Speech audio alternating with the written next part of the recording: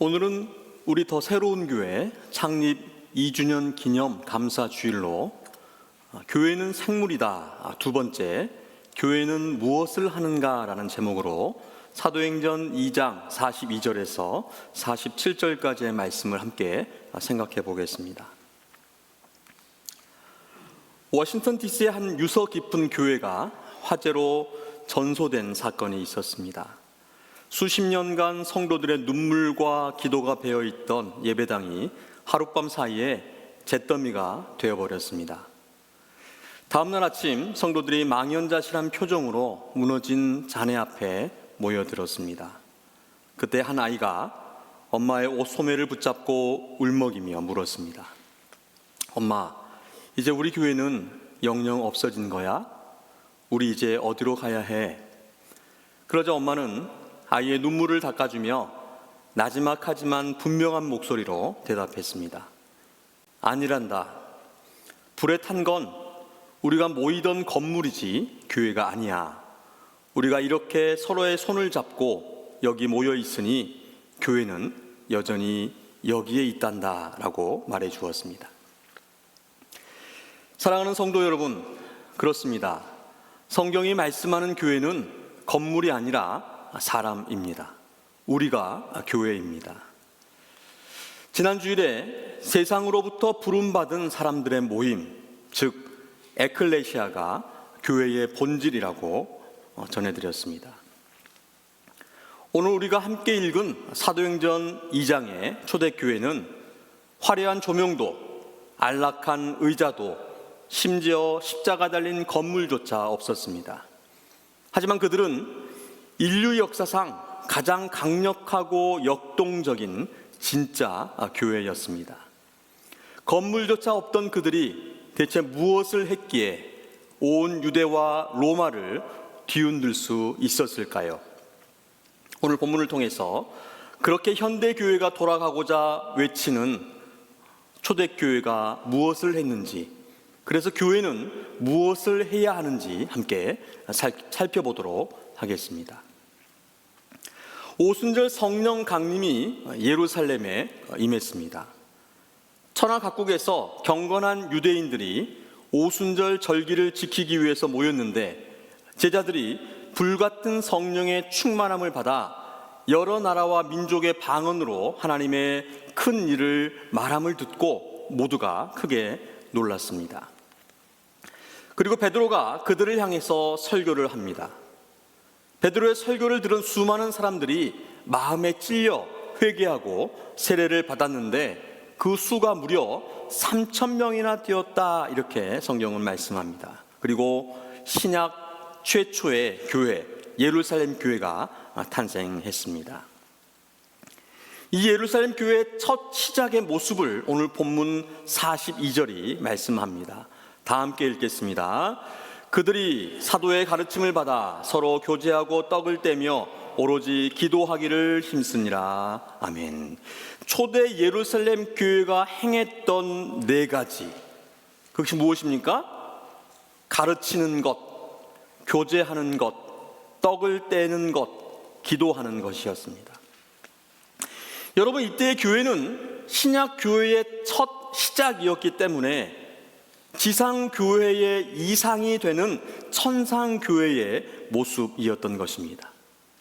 지금처럼 시대와 지역에 따른 다양한 형태의 실험적 개척교회가 아니라 이 땅에 세워지는 모든 교회들의 원형과 모범이 되는 교회로 하늘의 완전한 교회가 처음 지상에 세워졌습니다. 그러니까 이 초대 예루살렘의 교회는 교회가 무엇을 해야 하는지를 분명하게 말해주고 있는 것입니다. 교회가 해야 할 첫 번째는 가르침입니다. 그들이 사도의 가르침을 받아 사도들이 가르쳤습니다. 무엇을 가르쳤을까요? 사도들의 것을 가르쳤을까요? 아닙니다. 마태복음 28장 20절이 무엇을 가르쳤는지 분명하게 말씀해 주고 있습니다. 다 함께 읽겠습니다. 내가 너에게 분부한 모든 것을 가르쳐 지키게 하라. 볼지어다 내가 세상 끝날까지 너희와 항상 함께 있으리라 하시니라. 아멘. 사도들이 무엇을 가르쳐야 했습니까? 예수님께서 분부한 모든 것, 예수님께서 가르치신 것, 예수님의 것을 가르쳤습니다. 예수님은 이것을 성령께서 생각나게 할 것이다 라고 말씀을 하셨습니다. 요한복음 14장 26절에 보혜사 곧 아버지께서 내 이름으로 보내실 성령, 그가 너희에게 모든 것을 가르치고 내가 너에게 말한 모든 것을 생각나게 하리라. 여러분, 교회는 성령님의 인도하심을 따라서 예수님의 말씀을 가르치고 전하는 곳입니다.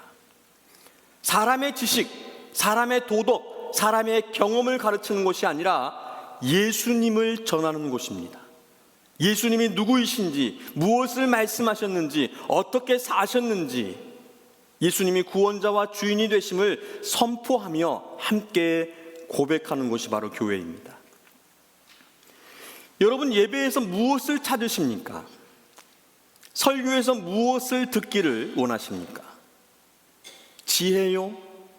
교훈이요? 정보, 도덕, 위로, 재미, 칭찬이요? 아닙니다. 우리는 교회에서, 설교에서 예수를 찾고 예수를 들어야 합니다. 예수 안에 이 모든 것이 다 담겨져 있습니다. 예수로 충만하시기를 축복합니다. 두 번째, 교회는 교제하는 곳입니다.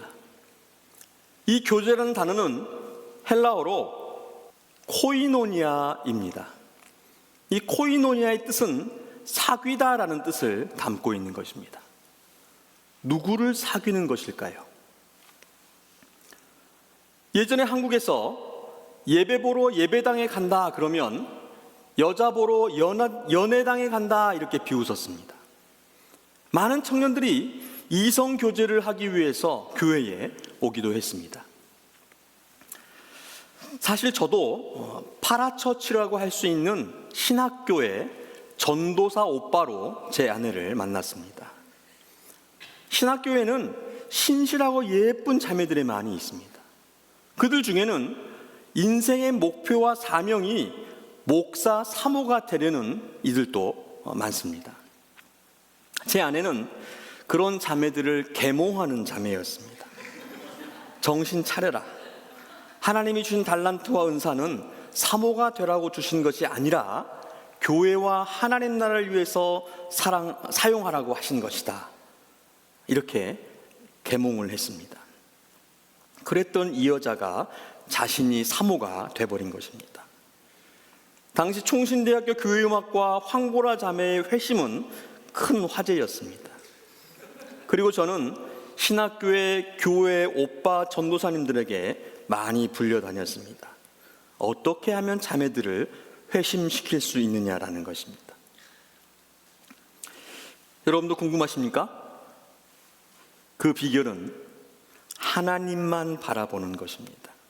하나님께 매달렸습니다. 하나님과 깊이 교제했습니다. 에덴 동산에서 아담은 하나님과 동행했습니다. 하나님과 가까이 교제했습니다. 그때의 하나님은 하와를 아담에게 주셨습니다. 그리고 가정을 이루게 하신 것입니다. 교회도 신부된 성도가 신랑 예수를 바라볼 때에 교회가 되는 것입니다. 교회는 예수님과 교제하는 곳입니다. 사람과 사귀는 곳이 아니라 하나님과 사귀는 그러한 곳입니다. 그렇다면 보이지 않는 하나님과 어떻게 사귈 수 있을까요? 사도 요한이 이렇게 말합니다. 요한일서 1장 3절 말씀 다 함께 읽겠습니다. 우리가 보고 들은 바를 너희에게도 전함은 너희로 우리와 사귐이 있게 하려 함이니 우리의 사귐은 아버지와 그의 아들 예수 그리스도와 더불어 누림이라. 우리의 사귐이 하나님과 아들 예수 그리스도와의 사귐이라고 말씀합니다.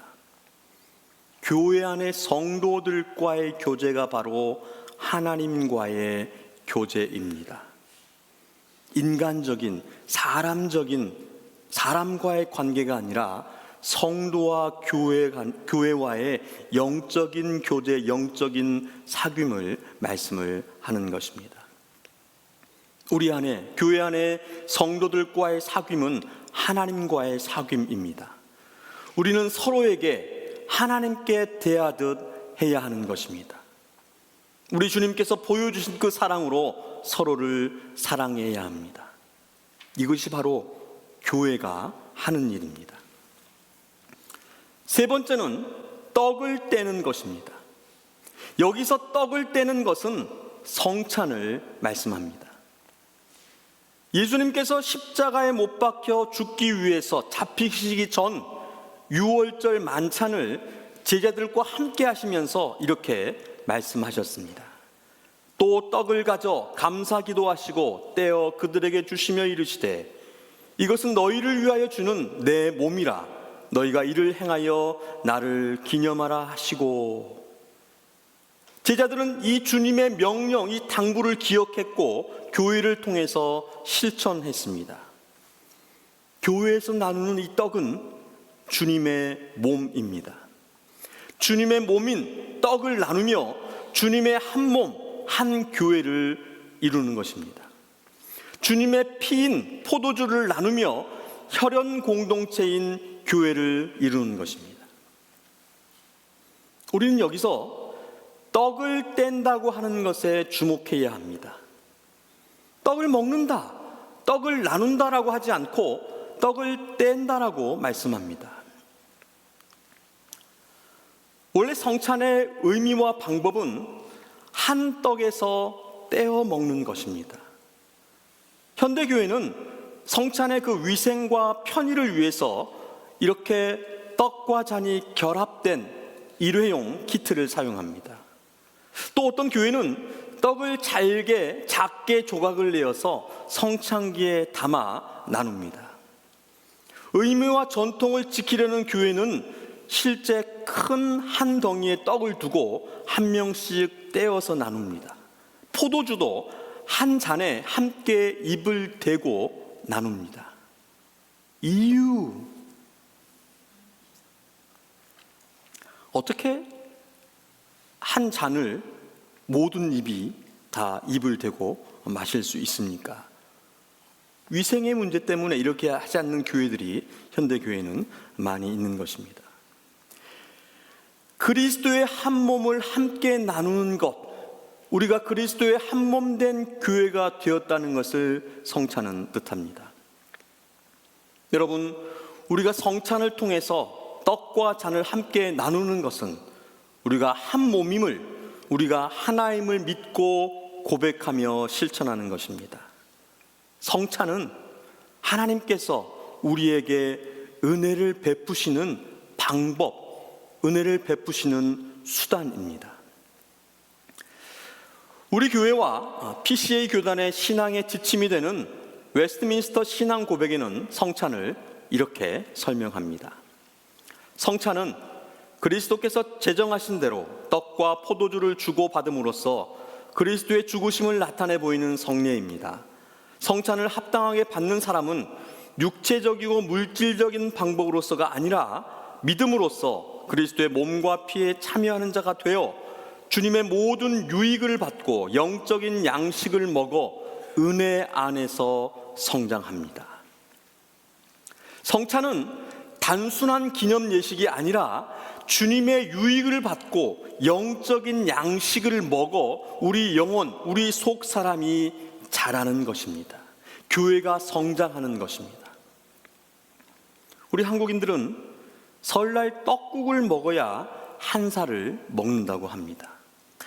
우리 그리스도인들은 주님의 떡과 잔을 먹어야 자랍니다.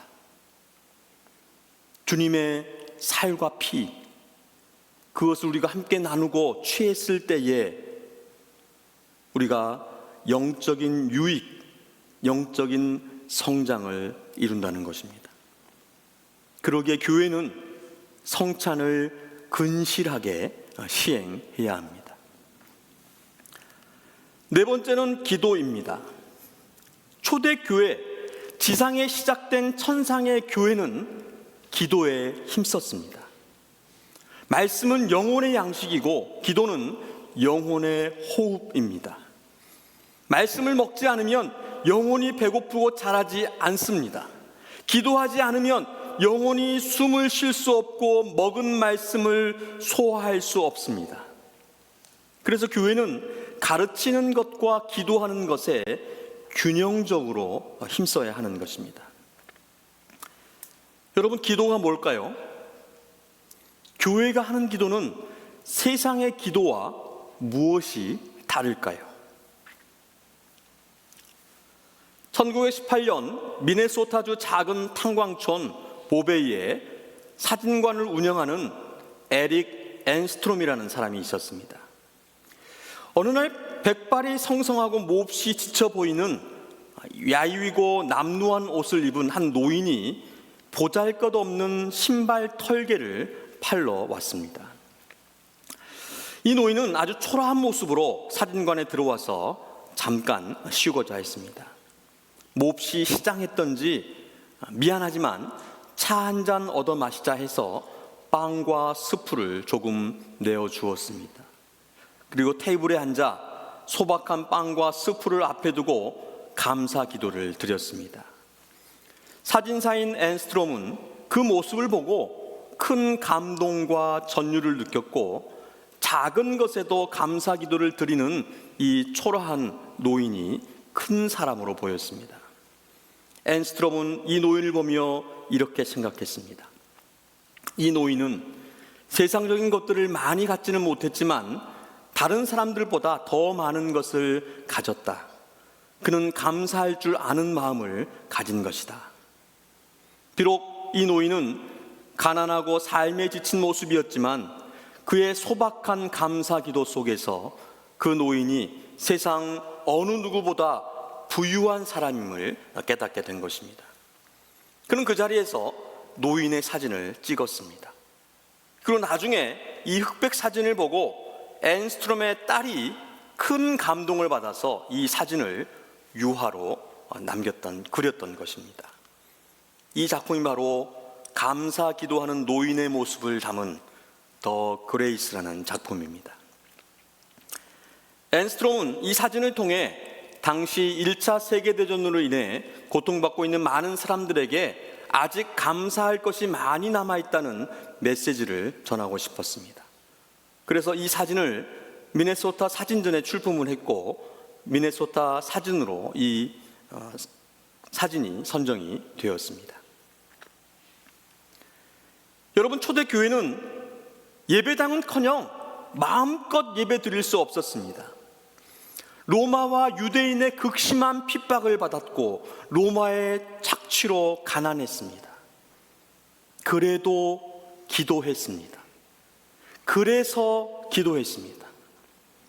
세상의 기도는 복을 얻기 위해서, 소원을 성취하기 위해서 지성을 다해 운명을, 신적 힘을 움직이려고 하는 것이지만 교회의 기도는 예수님의 가르침을 따라서 하늘 아버지의 뜻을 구하는 것이며 하나님의 은혜에 감사하는 것입니다. 기도는 교회가 주님의 것이며 주님이 없이는 교회를 하지 않겠다는 신앙의 고백입니다. 기도는 교회가 살아 움직이게 하는 호흡이라는 말입니다. 여러분, 교회가 어떻게 시작되었습니까? 함께 모여 기도하며 성령을 기다릴 때에 성령이 충만하게 임재하셔서 교회가 시작되었습니다. 우리가 교회를 어떻게 세워야 할까요? 기도함으로 교회를 세워야 합니다. 기도하는 교회는 숨을 쉬고 살아 있습니다. 기도하는 교회는 겸손하여서 하나님만 바라봅니다. 기도하는 교회는 낙심하지 않고 다시 일어섭니다. 기도하는 교회는 열매를 맺고 부흥합니다. 교회는 바로 기도하는 곳이다. 주님이 분명히 말씀하셨습니다. 기도로 교회를 세우시기를 축복합니다. 오늘 본문 42절에 말씀하는 네 가지 교회의 표지 위에 교회가 어떤 열매를 맺었는지를 43절에서 47절이 잘 설명해 줍니다. 바로 교회 부흥의 참된 모습을 말씀을 하고 있는 것입니다. 첫째 43절입니다. 한번 다 함께 읽겠습니다. 사람마다 두려워하는데 사도들로 말미암아 기사와 표적이 많이 나타나니 사람들이 두려워했습니다. 어떤 사람들입니까? 교회 밖 세상 사람들이 두려워했습니다. 세상이 하나님의 살아계심을 보게 되었습니다. 살아계신 하나님께서 일하심을 보게 되었다는 말입니다. 하나님의 그 기사와 표적이 많이 나타났습니다. 예수님께서 행하셨던 그 기사와 표적이 교회를 통해서 여전히 동일하게 나타났던 것입니다. 병과 장애를 고치고 귀신을 내쫓고 죽은 자가 살아나는 풍랑을 잠잠케 하는 수많은 사람들이 회심하고 예수를 믿는 역사가 나타났습니다. 이런 일들이 초대교회에는 많이 나타났다, 이렇게 성경은 말씀합니다. 지금도 이런 일들이 교회에 나타나는데 왜 초대교회처럼 많이 나타나지 않을까요? 앞에서 말씀드린 것처럼 초대교회는 천상의 완전한 이상적 교회의 원형이었기 때문입니다. 지상교회의 질서를 세우기 위해서입니다. 그래서 초대교회에 아나니아와 삽비라 부부가 죽은 사건이 기록되어 있습니다. 아나니아와 삽비라 부부가 땅을 팔아서 교회에 헌금을 드릴 때에 그 값을 속였습니다. 전부를 드린 것처럼 드렸다고 한 것입니다. 베드로가 그들을 책망하면서 너희가 사람에게 거짓말한 것이 아니라 하나님께 거짓말했다. 그리고 그 두 부부는 모두 즉사합니다. 이 얼마나 무섭고 끔찍한 일입니까? 아니, 어떻게 교회가 하나님이 이런 일을 하실 수 있다는 말입니까? 당시의 초대교회는 신약시대 지금까지의 지상교회들의 모형과 질서를 세워야 하는 교회였기 때문에 엄중한 심판이 필요했습니다. 지금도 기사와 표적이 교회에 나타나지 않는 것은 아니지만 초대교회에는 더 많은 기사와 표적이 나타났습니다.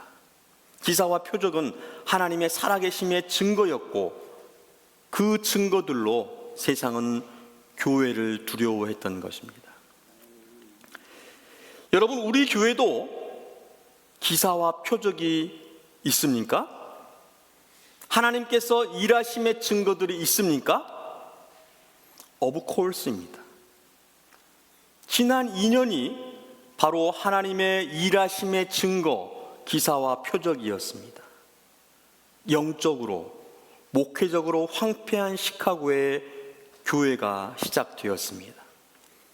첫 예배드렸던 그 예배당과 그리고 이곳으로의 예배당 이전, 빠짐없는 매 주일의 예배, 하나님이 부르신 성도들의 헌신과 섬김, 우리 육신과 영혼의 치료와 회복, 성장과 성숙이 바로 기사와 표적입니다. 여러분, 2년 전 우리의 모습과 지금의 우리의 모습을 비교해 돌아보시기 바랍니다.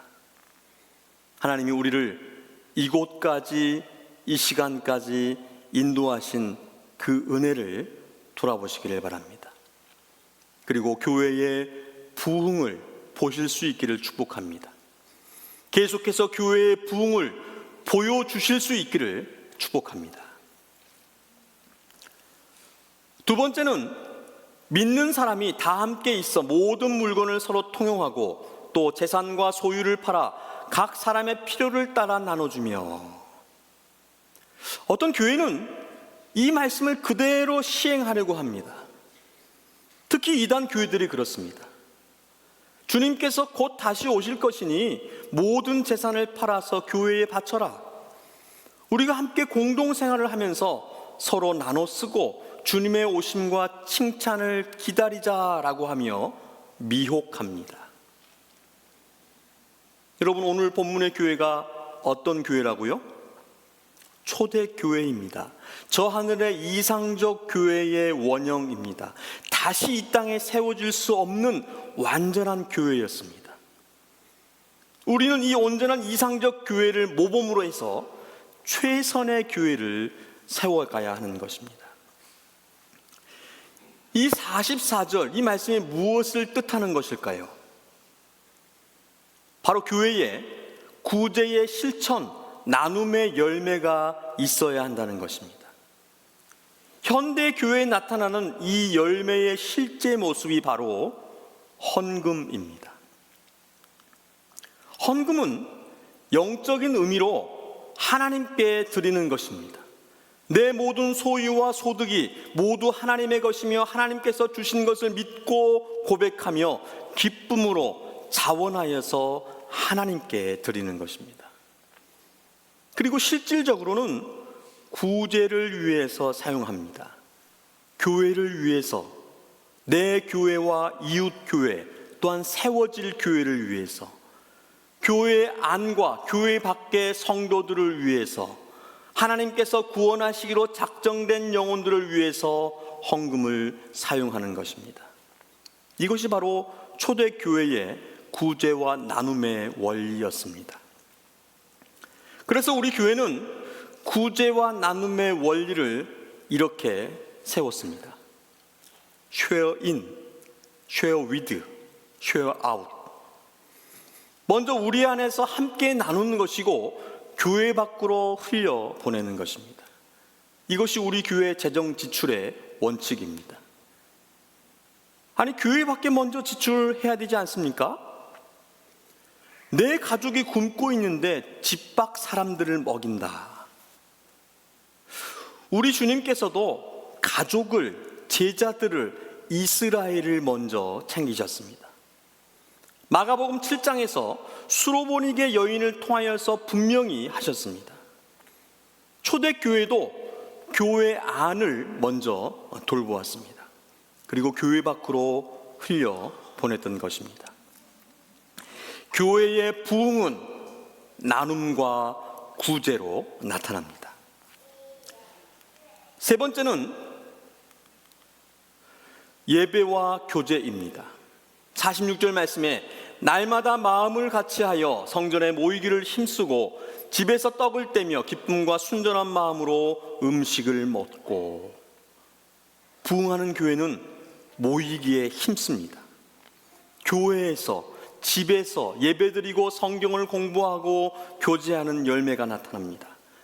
예배와 교제는 교회 부흥의 지표입니다. 예배의 자리, 집회의 자리, 성경 공부의 자리, 기도의 자리, 교제의 자리에 모이기를 힘쓴다는 말입니다.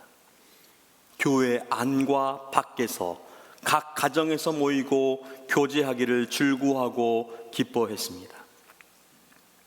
여러분, 내 안에 부흥이 일어났는가를 확인하려면 내가 모이기에 힘쓰고 있는가, 나누기를 힘쓰고 있는가를 보면 알 수가 있습니다. 내 안에 부흥이 일어난 사람은 교회를 찾고 예배를 찾고 성도를 찾습니다. 이런 부흥의 열매가 우리 안에 가득하시기를 축복합니다. 마지막 네 번째는 47절 말씀인데요, 다 함께 읽겠습니다. 하나님을 찬미하며 또 온 백성에게 칭송을 받으니 주께서 구원받는 사람을 날마다 더하게 하시니라. 아멘. 계속되어지는 찬송과 예배의 열매를 말씀합니다. 교회 안팎에서 하나님을 찬미하고 경배합니다. 내가 서 있는 그곳을 예배의 자리로 만듭니다. 그리고 교회 안팎의 사람들에게 칭찬과 존경을 받는 것입니다. 제가 바라보는 우리 교회 성도들은 칭찬하지 않을 사람이 한 사람도 없습니다. 모두가 칭찬하고 칭찬받기에 합당한 분들이십니다. 하지만 제가 바라고 기도하기는 우리 성도들이 교회 밖에서도 사랑받고 칭찬받고 존경받기를 기도하고 있습니다. 세상에 믿지 않는 사람들에게도 인정받는 더 새로운 교회 성도 되시기를 축복합니다. 우리 더 새로운 교회가 진짜 교회라고, 여러분들이 진짜 예수 믿는 사람들이라고 소문나기를 축복합니다. 콩으로 메주를 쓴다고 해도 믿지 않는 세상 속에서, 똥으로 메주를 쓴다고 해도 믿어주는 그리스도인들 되시기를 바랍니다. 그런 기적을 일으키는 교회 되시기를 축복합니다. 그러면 교회가 어떻게 될까요? 주께서 구원받는 사람을 날마다 더하게 하시니라. 구원받는 사람을 날마다 더하게 하십니다. 누가요? 교회가요? 성도가요? 아닙니다. 주께서 구원받는 사람을 날마다 더하게 하시니라. 전도는 내가 하는 것이 아닙니다. 주님께서, 성령님께서 하십니다. 내가 공을 들여서, 내가 설득해서, 내가 잡아 끌어서 구원받는 것이 아니라 주님께서, 성령께서 하신다는 말입니다. 구원 전도는 하나님께 달려 있습니다. 사도행전 13장 48절 말씀에 이방인들이 듣고 기뻐하여 하나님의 말씀을 찬송하며 영생을 주시기로 작정된 자는 다 믿더라. 영생을 주시기로 작정된 자는 다 믿더라. 하나님께서 구원하시기로 작정된 자, 하나님께서 지명한 사람은 믿고 구원을 받습니다. 주께서 구원받는 사람을 날마다 더하신다는 것입니다. 주께서 보내주시고 주께서 구원하십니다. 주께서 일하고 계시는 것입니다. 아니, 그러면 우리는 전도할 필요가 없지 않습니까? 우리는 왜 전도를 해야 하는 것입니까? 이것이 또 하나님의 큰 은혜입니다. 구원과 전도는 하나님의 일인데 우리를 사용하시고 우리를 동참시켜 주시는 것입니다. 하나님의 큰 일에 우리를 깨워주시는 것입니다. 여러분, 영혼 구원의 기쁨이 얼마나 큰지 아십니까? 저는 교회와 성도의 그 성장과 성숙을 보면서 너무나 큰 기쁨과 만족과 보람을 느낍니다. 예수를 모르는 분이 예수를 알게 되고, 예수를 믿지 않는 분이 예수를 믿게 되고, 구원의 확신과 감격을 갖게 되는 것을 보면 너무나도 기쁩니다. 믿음이 자라고 믿음대로 살려고 애쓰는 모습을 보면 얼마나 기쁜지 모릅니다. 이것이 바로 하나님의 기쁨, 신의 기쁨입니다. 전도는 하나님께서 누리시는 신의 기쁨을 우리에게 교회에 나누어 주시는 것입니다. 전도할 때의 마음과 생각은 그리스도 예수의 마음과 생각입니다. 전도할 때 우리는 예수의 심장을 갖게 되어집니다. 죽어가는 영혼을 살려내고 잃어버린 영혼을 되찾는 것은 그리스도의 심정으로 전도하는 것입니다. 주님의 몸된 교회의 한 형제, 한 자매된 성도 여러분, 교회는 무엇을 해야 합니까? 교회의 부흥은 무엇이고 그 열매는 무엇입니까? 교회가 무엇인지, 무엇을 하는 곳인지 몰랐다면 우리는 교회를 제대로 알고 교회를 제대로 세워야 할 것입니다. 왜곡된 교회의 모습이 있다면 우리가 바로 잡아야 할 것입니다. 초대교회의 원형을 회복시키는 교회가 되어야 할 것입니다. 이것이 바로 우리 더 새로운 교회를 세우신 하나님의 소원하심이며 주님의 부르심입니다. 아직 가야 할 길이 멉니다. 하지만 이미 2해를 지나왔습니다.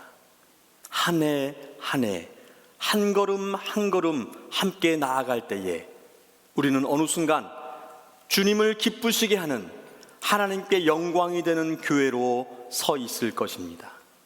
그리고 주님은 우리를 꼭 껴안으시며 수고했다, 잘했다 칭찬해 주실 것입니다. 우리 모두 주님의 그 품을 바라보고 소망하면서 함께 나아갑시다. 우리가 바로 교회입니다.